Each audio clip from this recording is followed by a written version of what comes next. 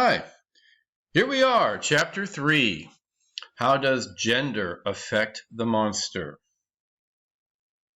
Okay, so write an essay in which you respond to one of the following questions taken from Chapter 3. We'll take a look at what these questions are in a few minutes, but let me just go over all the due dates first of all. The paper is due Monday, March 14, 11:59 p.m. Okay, so as we basically have done, you have 2 weeks to do the essay. Be sure to follow the out-of-class essay guidelines for all matters of form and style. We seem to be getting a little bit better with that, but again, I do want to draw your attention to things like use of first and second person pronouns, colloquial language, signposting, which is where you say this essay will be about, that kind of jazz. Take a few minutes and review those guidelines and make sure that you follow them. Also, be sure to include a word count at the end of your essay. That should be pretty easy. Remember, you must meet minimum requirements, including word count, sources, and subject matter. No late essays will be accepted without a signed doctor's note or other verified legitimate excuse. Okay?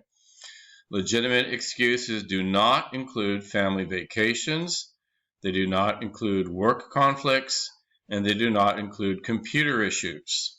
Okay? So please remember that.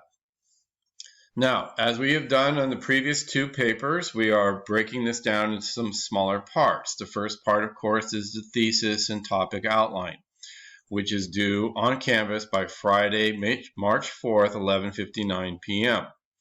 Please remember to follow the format. If you forget what the format looks like, you can actually go back to the Canvas Chapter 1 module and look at the sample there. Okay? I don't want paragraphs. I just want sentences, right? Just brief sentences. 1 sentence for your thesis, 1 sentence for each of your, what will essentially be your topic sentences of your paper.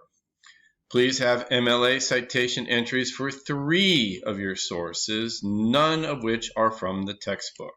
Okay? 3 sources, all gathered from research. They can be books, they can be magazines, they can be journal articles, they can be movies, they can be websites, they can be TV shows. I just want to see that you have 3 things that you can bring into your essay, not including what's in our textbook already. Participation grade will be assigned for this. The class will be divided into groups of 3 or 4 on Canvas, just as we've done for the last 2 times. Submit your rough draft to the Canvas workgroup and to me by Wednesday, March 9, 11:59 p.m. Okay, you must submit to both to get full participation points. Now, this being the 3rd time through, I'm hoping that we're going to be a little bit more savvy about how this is done, but if you still have questions, please shoot me a message in the inbox or an email and say, I still don't understand how to upload a draft onto my Canvas group or what have you. Okay. Now, after that, you have 2 days to work with your peer group. Remember, we will create peer groups just as I've done before, right? And so you've submitted your rough draft to the peer group, then you read the rough drafts that were submitted by the other members of the peer group. So pretend there's 4 people, there's 4 rough drafts, yours is one of them. That means you'll read 3, okay? You'll fill out a peer edit guidelines sheet for each member of the group other than yourself. Submit back to the group and to me by Friday, March 11, 11:59 p.m. Again, submit to both to get full credit. Okay. Now the minimum requirements, and this is where we again have to pay good close attention. 1,000 to approximately 1,400 words, so we're still dealing with basically the same length of essay. The strong essay structure, including an introduction, concession, rebuttal arguments, main body, and conclusion.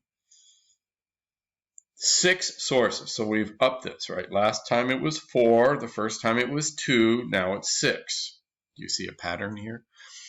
At least 4 of those 6 must originate in print or have print analogs, not including our textbook. Again, I want to emphasize that. Now, so a print analog, what does that mean? It means it's a book, it's a magazine, it's a newspaper article, it's a journal article, it's a government report, right? It does not include things like movies or TV shows. It does not include websites that don't have print analogs, okay, that in other words exist only in print. At least 3 of these sources must be scholarly work, such as a dissertation, an article from a peer-reviewed journal, or excerpts from university press books. How do you find these? Well, the easiest way is to use the Mesa College databases, right? So you go onto our Mesa College website, you access our databases. There are 2 that are probably the most important. One is called EBSCOhost, the other is called JSTOR. You choose EBSCOhost. There is an option. There's a little box you can click when you're doing your search. Peer review only. Click on that box, and guess what? You'll find stuff that will qualify for this. We also have a database called JSTOR, JSTOR. And again, anything in this database, you don't have to make any kind of limiting choices. Everything on JSTOR is scholarly work. Okay, so those are the 2 databases that you will probably find your best sources. There is also something called Google Scholar. If you are not familiar with Google Scholar, I do recommend it. And lastly, MLA format in presentation and documentation, including correct works cited list. Okay, so again, we've been doing MLA all semester long. So let's take a look at these articles. I just kind of want to briefly pass through them. The first article is called The Evolving Legend of La Llorona. La Llorona is a story that comes from Mexico. It involves a woman, La Llorona, the wailing woman or the weeping woman, who has killed her own children. You have to read the story, okay? She's killed her own children, and now in grief, she goes around looking for them. And the story is that she will take whatever children she finds. So bad kids, right? And some of you may have experienced this yourself. When you were young, maybe you had parents who said, if you misbehave, La Llorona will come and take you away. I've had many students tell me about hearing this from their parents or grandparents. So it's a very interesting article by Amy Fuller, all about this story and the mythology behind it and the history connected to the Spanish conquest of the lands that we now call Mexico and Latin America. Actually, in part of the United States, of course, too. The second piece is Homer, the Greek, not the cartoon character, right? The Odyssey. It's a brief passage from the Odyssey, which is one of the great epics, in which the hero Odysseus, or Ulysses as he is known in the Roman translation, must sail past the island of the Sirens. And the Sirens have this beautiful song that they sing. And it induces sailors to jump into the water to come to them where they drown. So Odysseus has to figure a way where he can hear the song of the Sirens without, quite frankly, jumping into the water and drowning. So you need to read what happens. Reclaiming the Mermaid. Now, sirens and mermaids are not identical. Okay, the sirens of Homer's time were actually conceived of birds with women heads, right? That's not very sexy, unless you're kind of weird about things. King's Hill looks at the more traditional mermaid, right? The half fish, half woman mermaid that we see in things like The Little Mermaid or Splash and many other kind of pop cultural depictions. But she takes a picture of the mermaid and turns it around a little bit and turns it into a symbol of feminism, of female empowerment, because the history of the mermaid is one of the notorious bad woman, right? The one who snares you with her seductive ways and leads you to your death. And King's Hill says, not so much anymore, right? So you need to read what she says in Reclaiming the Mermaid. Ovid, another ancient writer. This guy is from Rome. And he wrote a book called Metamorphoses. Very famous and influential book. Lots of stuff going on in that story. But you know, metamorphosis means change, right? To change something, to change the shape of something. And so there's a lot of shape changing. Well, in this passage, we get the story of what you might consider one of the earliest transgender characters, a character named Canis. Canis was born female. Beautiful young woman, was unfortunately raped by the god Poseidon. Okay? Greek gods did this kind of thing all the time. But in an unusual turn of events, Poseidon offered Canis a wish, not 3 wishes, not like a genie, but 1 wish. And her wish was that she be turned into a man so that she could never be raped again. And so he does this. So Canis becomes Canius, in other words, a male gender ending to the same name. But not only can Canis not be raped, he cannot be pierced with a sword or an arrow or a knife, anything like that. So he is practically invulnerable in warfare.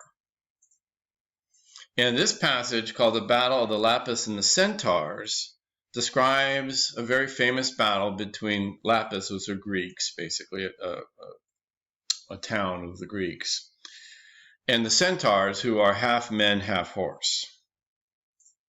You have to read what happens. Hollinger, The Monster is Woman, 2 Generations of Cat People, examines 2 tellings of the same story of a woman named Irina who, when, let's say, sexually stimulated, turns into a panther and kills the man who has approached her. Now, one of the movies was made in the 40s, I should say. The other was made in the 80s. Obviously, 40 years difference, and there's a big, huge difference in the movies, even though the central character is the same. Okay, and so this is really a very interesting piece about male control. In the 1982 version of this film, Irina actually falls in love with, wait for it, a zookeeper. Yes, I said zookeeper. So, some very interesting things happening in the Hollinger piece about the control of feminine or female sexuality, what is allowed and what is not allowed, all that good stuff. The Final Girl by Carol J. Clover is a very influential piece written about how in the standard slasher films, which typically began in the 1970s, it kind of proceeds from there, it features what you might call the final girl, the person who survives. The Jamie Lee Curtis character in the original Halloween, for example. And what is it that makes the final girl the one who actually survives? It's a trope. In other words, it's something that you see again and again and again in a lot of these horror films. And so much so that in more recent times, people have kind of poked fun at it. But it's a very interesting piece to talk about the final girl, because the final girl is special. She's not just one of them. She is different from the others. And what is it that makes her different? Lastly is a piece called Bodies That Splatter, Queers and Chainsaws by Judith Halberstam. Judith Halberstam, by the way, is now known as Jack, but since this was published under the name of Judith, I prefer to use that name when talking about it. And her argument, and she writes immediately after Clover. She's very aware of Clover. In fact, her article is in many ways a response to Clover's piece. But she posits the idea of the creation of a new gender, not male, not female, but a monster gender, something which bursts apart all the boundaries of typical gender as we understand it. She especially examines carefully the classic Texas Chainsaw Massacre 2, which, while the original Texas Chainsaw